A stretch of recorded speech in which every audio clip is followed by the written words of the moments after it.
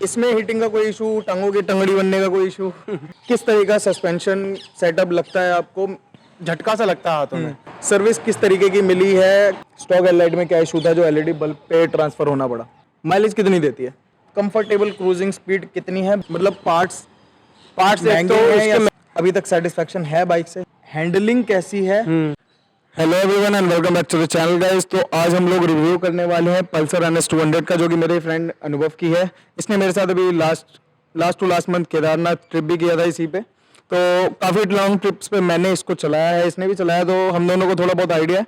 बाकी इसका ownership review पूछते हैं। इसने अराउंड 33,000 किलोमीटर चला लिया है अभी तक इसे। तो अनुभव, सबसे पहली चीज़ जो मैं आपसे पूछना चाहूँगा कि बजाज की बाइक्स में एक प्रॉब्लम रहती है कि अराउंड 20,000-25,000 किलोमीटर चलने के बाद सबका पावर लूज होने लग जाता है।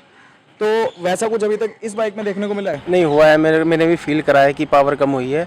अराउंड 20,000 किलोमीटर के बाद मैंने जब फील करना चालू कर दिया था, उसके बाद फिर मैंने इसमें इंजन ऑयल डलवाया मोटर का सेमी सिंथेटिक। तो उसके बाद फिर मेरे को कम महसूस होता है अब, मगर पहले ज़्यादा होता था। ठीक है। अब इंजन की जो बात चल रही है, इंजन में एक चीज़ पूछनी है मेरे को कि सबको पता है इसका इंजन जो अडॉप्ट किया है बजाज ने, वो ड्यूक 200 का इंजन है बेसिकली। ड्यूक 200 में सिटी में चलाते हुए बम्पर टू बम्पर ट्रैफिक में स्टॉप एंड गो बहुत ज़्यादा हीटअप होती है ड्यूक। इसमें हीटिंग का कोई इशू, टांगों की टंगड़ी बनने का कोई इशू? नहीं, इसमें इशू तो नहीं आता है ऐसा, मगर आप चला रहे हो जब तो आपको फील नहीं होगा। मगर आप जब अपनी डेस्टिनेशन पहुंच जाओगे, जब जाके आपको फील होता है कि जब आप उतरोगे तो वो थोड़ा सा स्मेल करती है, जलने वाला होता है ना कि गर्म होता है। वो मे भी ऐसा हो सकता है कि कूलेंट वगैरह या फिर इंजन ऑयल इंजन के ऊपर लग रहा हो, उसकी जलने की स्मेल आ सकती है। मगर वो ऐसे कोई ट्रैफिक में मुझे फील नहीं हुआ, आज तक तो नहीं हुआ। तो मतलब ऐसा कोई सच इशू नहीं है हीटिंग का? नहीं, ऐसा कुछ नहीं। और इसके बाद जो मेरा नेक्स्ट क्वेश्चन रहेगा वो रहेगा सस्पेंशन से रिलेटेड, शॉकर से। किस तरह का सस्पेंशन सेटअप लगता है आपको? मैं इस चीज़ पे अपना भी रिव्यू दूंगा क्योंकि मैंने भी काफ़ी चलाई है। तो आपको किस तरीके का सस्पेंशन सेटअप लगता है इसका अभी तक? मुझे तो इसका आगे वाला थोड़ा प्रॉब्लम लगा, जिससे कि जैसे मैं कोई गड्ढे में जाती है बाइक तो वो झटका सा लगता है हाथों में। ठीक है। और पीछे वाला तो बेस्ट है, पीछे वाला तो उसका सही है, बट मुझे आगे वाले में थोड़ा ज़्यादा लगा। अब मैं इस चीज़ पे अपना एक थोड़ा सा रिव्यू दूंगा। फ्रंट जो सस्पेंशन है वो थोड़ा सा स्टिफ है, अगर आप देखेंगे तो 40% ही वो अराउंड सॉफ्टनेस की साइड है, बाकी 60% वो ज़्यादा स्टिफ है या हार्ड है। तो जब भी गड्ढे वगैरह में जाती है बाइक तो उसको अच्छी तरीके से एब्जॉर्ब नहीं करता, वो आपको लगता है कि फील होता है कि वो आपके शोल्डर्स पे या हाथ पे कहीं ना कहीं वो झटका आ रहा है। बट उसका एक भी एडवांटेज भी होता है कि कॉर्नरिंग करने में या फिर हैंडलिंग बाइक की उससे सुधर जाती है। रियर सस्पेंशन बाइक का काफ़ी अच्छा है, उसमें आपको अराउंड 50-50 का ही रेशो मिलेगा। 50% हार्ड है, 50% सॉफ्ट है। अब अनुभव, मेरा जो सेकंड क्वेश्चन आपसे रहेगा वो रहेगा ब्रेकिंग को लेके। क्योंकि आप जितनी मर्जी तेज बाइक चला लो या जैसे मर्जी बाइक चला लो, वैसे मैं एक चीज़ बता दूं, भाई हमारा बहुत हैवी ड्राइवर है। दिल्ली जैसे रोड कंडीशंस में भी भाई 80-90 से नीचे नहीं चलाता। तो अनुभव, ब्रेकिंग को लेके किस तरीके का आपका हो रहा है? क्योंकि एक चीज़ जो मुझे पता है, जब 2018 में ली थी तुमने लास्ट, करीब 2018 के लास्ट में, उस टाइम ABS वाली भी आ गई थी। तो ABS वाली क्यों नहीं ली और बिना ABS की क्यों ली? सबसे पहला क्वेश्चन तो ये। एक तो ABS वाली थोड़ा कॉस्टली पड़ रही थी मेरे को। ठीक है। और अभी थोड़ा उससे बजट भी थोड़ा कम था मेरा, तो इतना ही था बजट। तो इस वजह से मैंने ये ली। और दूसरी चीज़ ये है, उसमें मैंने दोनों चीज़ें टेस्ट ड्राइव करी थी और उसमें देखा था मैंने कि जब मैं ABS वाली चला रहा था तो उसमें जब मैं ABS मार रहा था, एकदम से ABS अब दबाया मैंने, तो उसमें मेरे हाथ में फील हुआ कड़ ऐसे कुछ करके।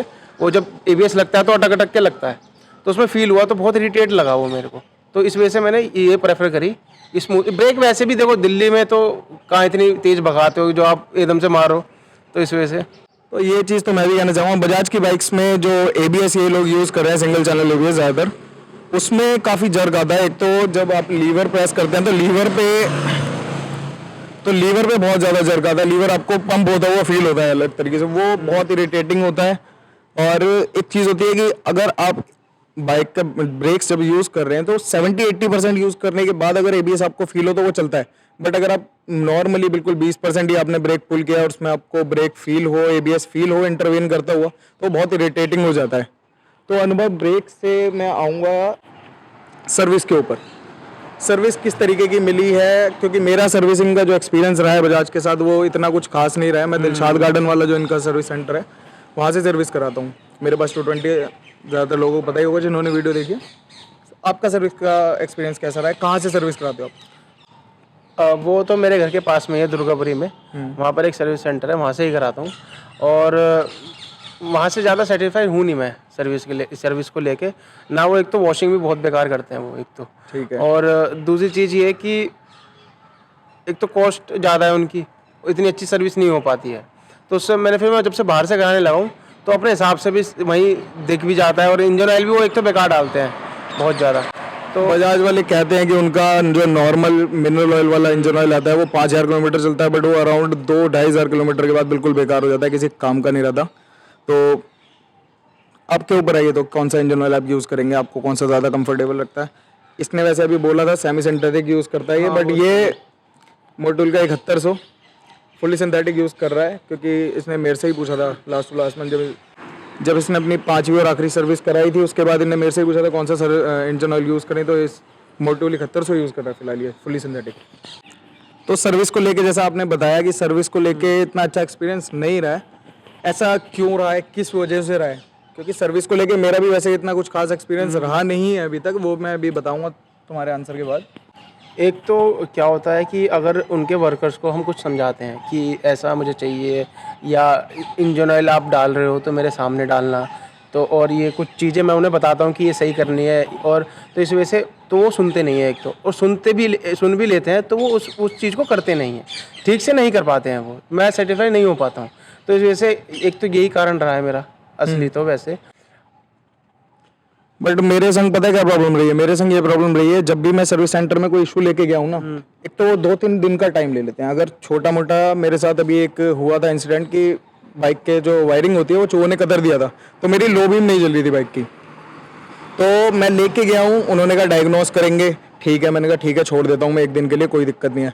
2 दिन बाद उनका कॉल आता है कि आपकी वायरिंग कटी हुई है और वायरिंग या तो आप चेंज करवा लो, वरना हम इसको वारंटी आउट मान लेंगे, वारंटी वो कोलैप्स कर देंगे अगर वायरिंग उनसे वैसे भी ठीक करा ली तो ठीक है। मैंने वायरिंग चेंज करवा ली, मगर उसके बाद भी मेरे को कुछ इश्यूज रहे हैं। मेरा एबीएस की लाइट हमेशा जलती रहती है, एबीएस वर्क कर रहा है उसमें कोई इशू नहीं है, एबीएस की लाइट हमेशा जलती ही रहती है। दिखा चुका हूँ 2 बारी 3 बारी ले जाके, नहीं होता उनसे रिजॉल्व। अब इसके बाद मैं आऊँगा हेडलाइट के ऊपर। तुमने इसमें एलईडी बल्ब क्यों लगा रखा है?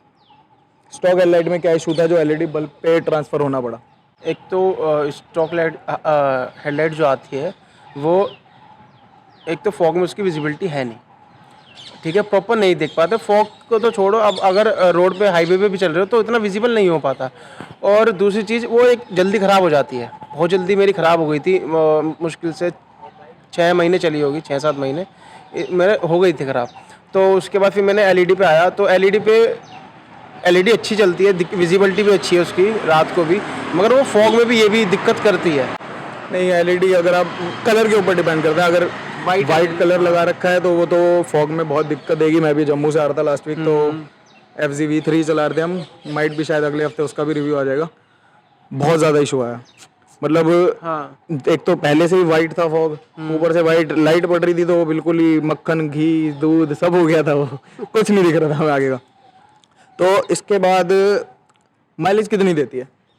माइलेज तो एक तो उस पर माइलेज तो देखो चलाने पर ज़्यादा डिपेंड करता है। हमें पता है कि भाई हमारा बहुत हैवी ड्राइवर है, तो इस वजह से मैं करता हूँ, कंट्रोल करने की कोशिश करता हूँ, मगर वो नहीं हो पाती मेरे से कंट्रोल।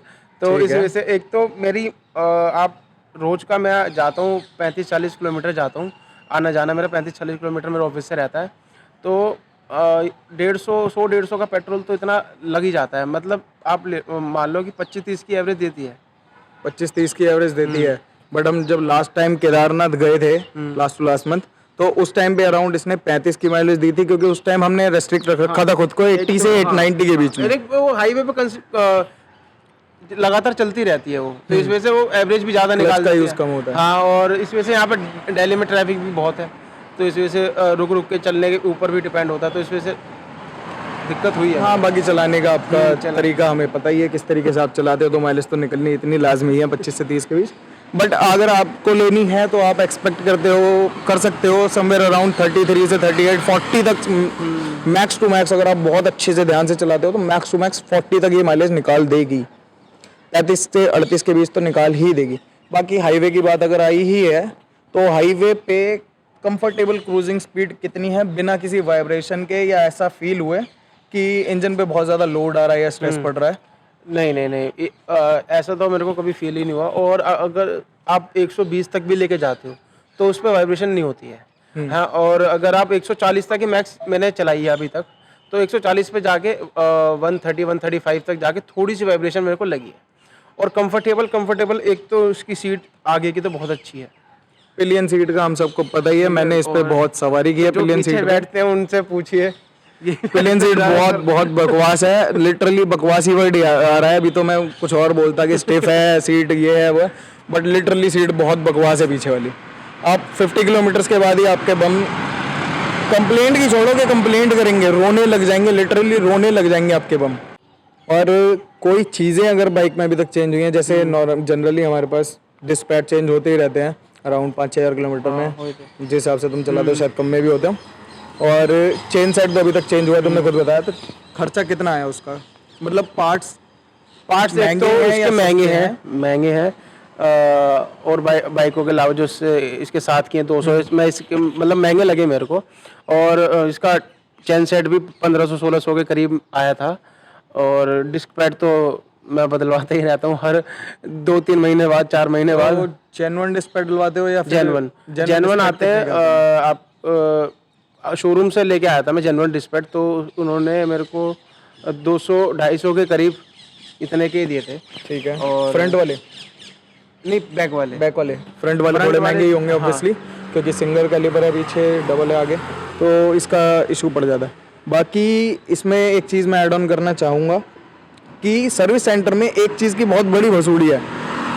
मेरी बाइक में 220 में जो पीछे के डिस्क पैड हैं रेयर वाले, उनका प्राइसिंग आता है अराउंड 120 रुपीज़ के आसपास, और उसको लगाने का चार्ज वो लेते हैं लगभग 270 रुपये। ये कहाँ का उनका हिसाब किताब है मुझे नहीं पता। चलो ठीक है, अब लगाने में थोड़ा एफर्ट लगता है तो हो जाता है। अब अनुभव मुझे को ये बताइए, ओवरऑल एक्सपीरियंस कैसा रहा है? बाइक से सेटिस्फाइड हो?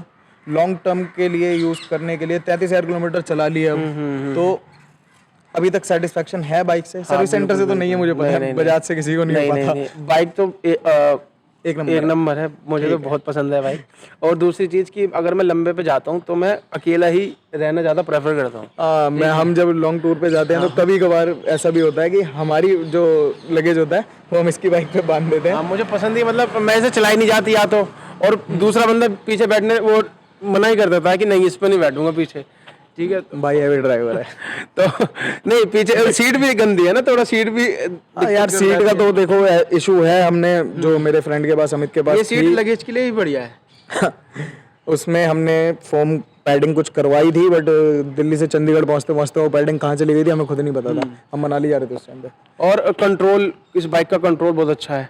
ठीक है, लीन करता हूँ मैं, जब लीन भी आराम से हो जाती है, फिसलती नहीं है बाइक।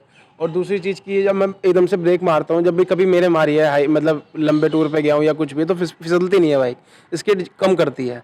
ठीक है, और कंट्रोलिंग बहुत बढ़िया है इसकी।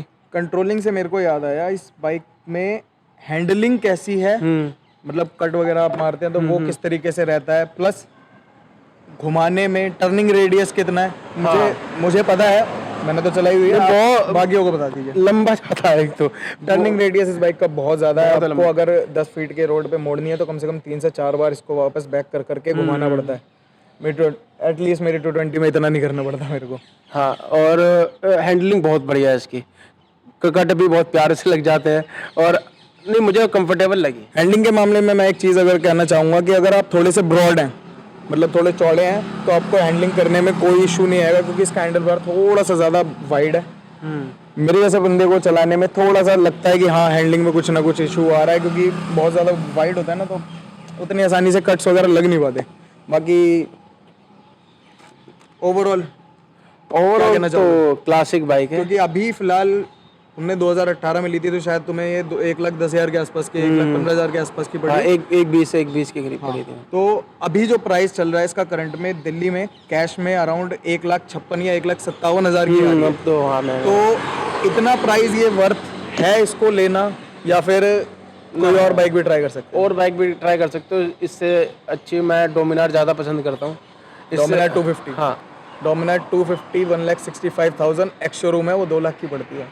हाँ, तो अगर आपका इतना ही, अगर एक बजट के अकॉर्डिंगली मैं पूछ रहा हूँ, 1.5 लाख के बजट में ये मस्ट बाय है या नहीं? नहीं हैगी। हैगी ना। अगर आप लोग चाहते हो कि मैं और आप मिलके एक ऑनरशिप रिव्यू बनाएं आपकी बाइक का, तो आप मुझे डीएम कर सकते हो। इंस्टाग्राम लिंक मेरे नीचे मिल जाएगा डिस्क्रिप्शन बॉक्स में। प्लस अगर आप चाहते हो कि हम कोई कुछ नया करें या फिर कुछ और आइडियाज़ देना चाहते हो अपनी तरफ से, तो आप हमें कमेंट बॉक्स में जाके बता सकते हैं। प्लस अगर वीडियो पसंद आई हो तो लाइक कर देना, शेयर कर देना, चैनल को सब्सक्राइब कर देना, हमेशा वाला है मेरा, बोलना ही पड़ता है। थैंक यू, शब्बा खैर, टेक केयर।